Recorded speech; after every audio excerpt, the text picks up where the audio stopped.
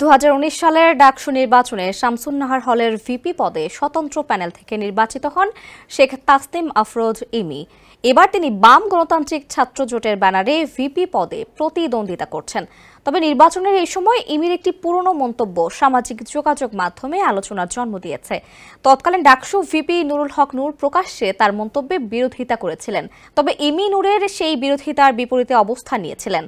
2019 সালে ডাকসুতে নির্বাচিত হওয়ার পর এক টকশোতে তিনি বলেছিলেন তৎকালীন প্রধানমন্ত্রী শেখ হাসিনাকে আজীবন ডাকসু সদস্য হিসেবে দেখতে চান তিনি।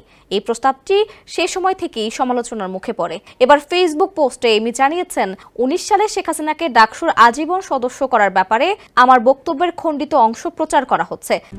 RICL TMX, যুগের পর যুগ স্থাপনা থাকে মজবুত। আমার অবস্থান আমি খুব পরিষ্কারভাবে জানাতে চাই। আমি নিরপরাধ মানুষ এবং ছাত্র খুনের নির্দেশদাতার সর্বোচ্চ বিচার চাই।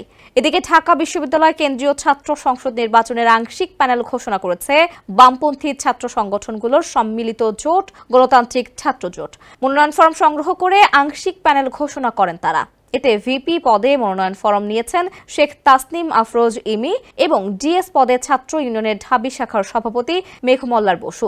এছাড়া এজিএস পদে মনোনয়ন ফরম নিয়েছেন বিপ্লবী ছাত্র মৈত্রীর সাধারণ সম্পাদক জাবির আহমদ জুবেল।